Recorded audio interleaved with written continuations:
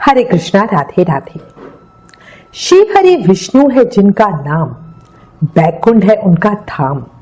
वो जगत के है पालनहार, शत शत नमन उन्हें है बारंबार। पुत्रदा एकादशी के इस शुभ अवसर पर श्री हरि विष्णु के श्री चरणों में आपके मंगल की कामना करते हुए प्रार्थना करती हूँ, भगवान आपके मन की हर इच्छा को पूरा करें, आपका जीवन सुख शांति समृद्धि से भरपूर हो। अब आज हम अति पावनी पौष मास के शुक्ल पक्ष की पुत्रदा एकादशी व्रत की पावन कथा को सुनेंगे।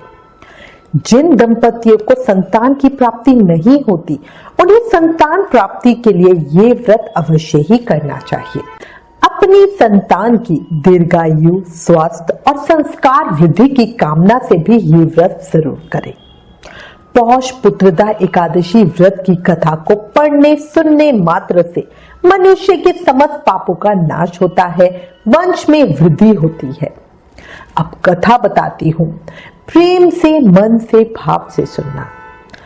एक और चीज याद रखना, कथा कभी भी खाली हाथ नहीं सुनते, इसलिए कथा सुनते हुए अपने हाथ में फूल, तिल और पैसे जरूर रखें। कथा समापन के बाद ये भगवान के चरणों में अर्पित करें। बोलो लक्ष्मी नारायण भगवान की जय, एकादशी माता की जय। श्री कृष्ण शरणम मम। एक समय भगवान श्री कृष्ण के चरणों में अर्जुन ने प्रणाम कर श्रद्धा पूर्वक प्रार्थना करते हुए कहा, हे मधुसूदन, अब आप पौष माह के शुक्ल पक्ष की एकादशी के महत्व को बताने की कृपा करें। इस एकादशी का क्या नाम है, इसका क्या विधान है, इस दिन किस देवता का पूजन किया जाता है? कृपया कर मेरे इन सभी प्रश्नों का विस्तार सहित उत्तर दें। अर्जुन के प्रश्नों को सुनकर भगवान श्री कृष्ण मुस्कुराए और कहा, हे अर्जुन, पौष मास के शुक्ल पक्ष की एकादशी का नाम पुत्रदा है। इस एकादशी में पूजन विधि पहले बताई हुई विधि के अनुसार ही करनी है। इस उपवास में भगवान श्री हरि की पूजा करनी चाहिए। संसार में पुत्रदा एकादशी व्रत के समान अन्य दूसरा कोई व्रत नहीं है। इसके पुण्य से प्राणी तपस्वी, विद्वान और धनवान बनता है। इस एकादशी से संबंधित जो कथा प्रचलित है उसे मैं तुम्हें कहता हूँ, श्रद्धा पूर्वक सुनो।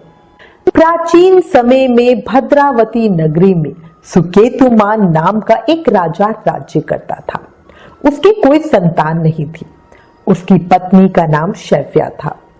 उस पुत्रहीन राजा के मन में इस बात की बड़ी चिंता थी कि उसके बाद उसे और उसके पूर्वजों को कौन पिंडदान देगा। उसके पितर भी व्यथित हो पिंड लेते थे और सोचते थे कि सुकेतुमान के बाद हमें कौन पिंड देगा। इधर राजा भी बंधु बांधव, राज्य, हाथी घोड़ा आदि से संतुष्ट नहीं था। उसका एकमात्र कारण पुत्रहीन होना था। बिना पुत्र के पितरों और देवताओं से उद्दृढ़ नहीं हो सकते हैं। इस तरह राजा दिन रात इसी चिंता में खुला करता था। इस चिंता के कारण एक दिन वो इतना दुखी हो गया कि उसके मन में अपने शरीर को त्याग देने की इच्छा उत्पन्न हो गई। पर वो सोचने लगा कि आत्महत्या करना तो महापाप है। उसने इस विचार को मन से निकाल दिया। एक दिन इन्हीं विचारों में डूबा हुआ वो घोड़े पर सवार होकर वन की ओर चल दिया। घोड़े पर सवार राजा वन, पक्षियों और वृक्षों को देखने लगा। उसने वन में देखा कि मृग, बाघ, सिंह, बंदर आदि विचरण कर रहे हैं। हाथी शिशु और हथिनियों के बीच में विचर रहा है। उस वन में राजा ने देखा कि कहीं तो सियार कर्कश शब्द निकाल रहे हैं और कहीं मोर अपने परिवार के साथ नाच रहे हैं। वन के दृश्यों को देखकर राजा और ज्यादा दुखी हो गया।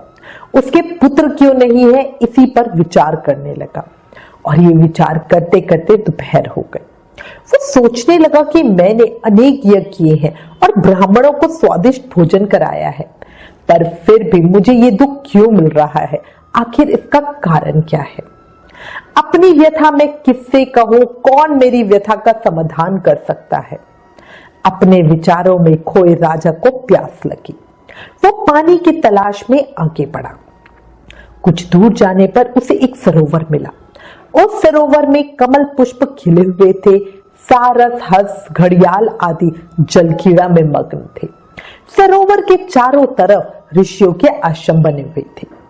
अचानक राजा के दाहिने अंग फड़फड़ाने लगे। इसे शुभ शगुन समझकर राजा मन में प्रसन्न होता हुआ घोड़े से नीचे उतरा और सरोवर के किनारे बैठे हुए ऋषियों को प्रणाम करके उनके सामने बैठ गया। ऋषिवर बोले, हे राजन, हम तुमसे अति प्रसन्न हैं। तुम्हारी जो इच्छा हो हमसे कहो। राजा ने प्रश्न किया, हे विप्रो, आप कौन हो और किस लिए यहाँ रह रहे हो? ऋषि बोले, राजन, आज पुत्र की इच्छा करने वालों को शेष पुत्र प्रदान करने वाली पुत्रदा एकादशी है। आज से 5 दिन बाद माघ स्नान है और हम सब इस सरोवर में स्नान करने आए हैं। ऋषियों की बात सुनकर राजा ने कहा, हे मुनियों, मेरा भी कोई पुत्र नहीं है। यदि आप मुझ पर प्रसन्न हो तो कृपया कर मुझे भी एक पुत्र का वरदान दीजिए। ऋषि बोले, हे राजन, आज पुत्रदा एकादशी है, आप इसका उपवास करें। भगवान श्री हरि की अनुकंपा से आपके घर अवश्य ही पुत्र होगा। राजा ने मुनि के वचनों के अनुसार उस दिन उपवास किया और द्वादशी को व्रत का पालन किया और ऋषियों को प्रणाम करके वापस अपनी नगरी आ गया। भगवान श्री हरि की कृपा से कुछ दिनों बाद ही रानी ने गर्भ धारण किया और 9 माह के पश्चात उसके एक तेजस्वी पुत्र उत्पन्न हुआ।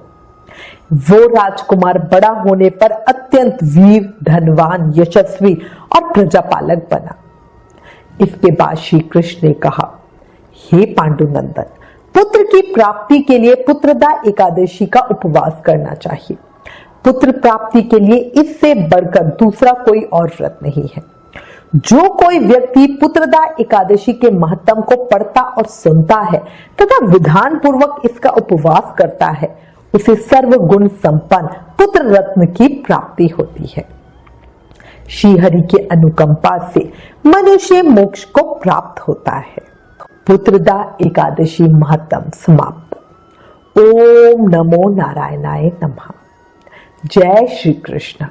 हमारे ऋषि मुनि हर युग में सबको ये उपदेश देते हैं कि जो एकादशी माता का मनन मन से करता है उसके सभी कलेश कट जाते हैं, मिट जाते हैं। याद रखो, ईश्वर वो नहीं है जो सभी इच्छाओं की पूर्ति करता है, बल्कि ईश्वर वो है जो मन की इच्छाओं को खत्म करता है। क्यों सही कहा? देखो, कलयुग केवल नाम आधारा। अभी भी समय है, ज्यादा से ज्यादा नाम जाप करो। हर समय हर सांस के साथ मन ही मन भगवान के पवित्र नामों का जाप करते रहो। हरे कृष्ण कृष्ण कृष्ण हरे हरे, हरे राम राम राम हरे हरे। एकादशी माता की जय। लक्ष्मी नारायण भगवान की जय।